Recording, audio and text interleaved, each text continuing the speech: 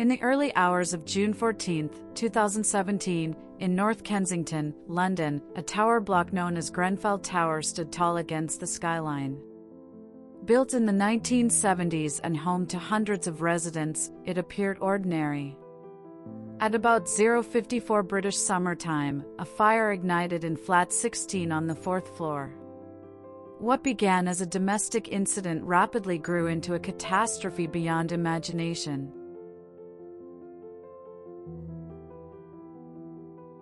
Within minutes, the fire breached the exterior of the building. The newly installed cladding and insulation, meant to modernize the tower, instead provided a path for the blaze to race upward. Floors after floor were engulfed. Residents looked out from windows, some trapped, others escaping through thickening smoke. The policy inside the building advised, "Stay in your flat unless your flat is affected," but in the Grenfell tragedy that guidance became tragically insufficient.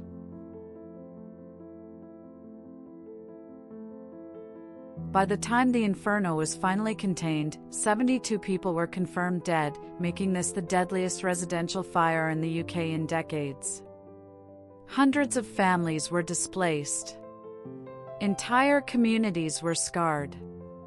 The young, the old, children asleep in their beds, all were caught in the sweep of a blaze that moved faster than rescue.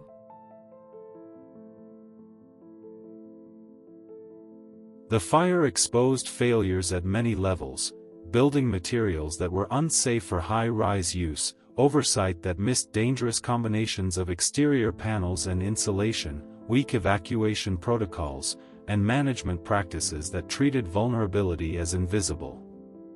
It became clear that a fire which started as a fridge-freezer fault transformed into a national tragedy because of a chain of decisions, cost-cutting, and regulatory gaps.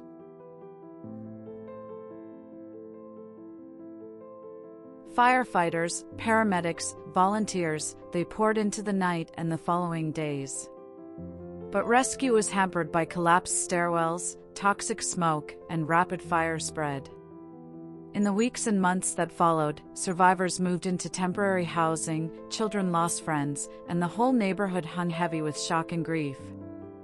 The government launched a major public inquiry. Building regulations were reviewed.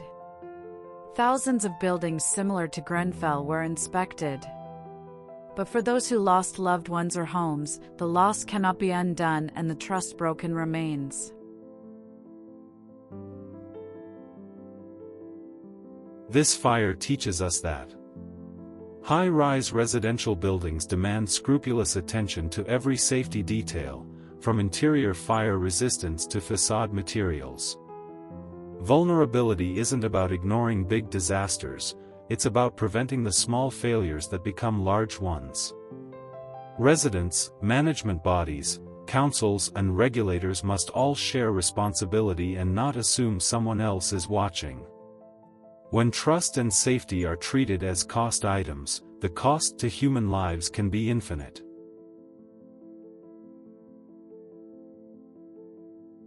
Grenfell Tower is more than a building that caught fire.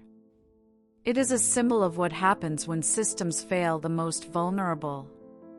As the charred skeleton remains, so do the memories: a mother calling for her children, smoke-filled corridors, the sound of alarms, and the roar of flames up the outside of a tower in London.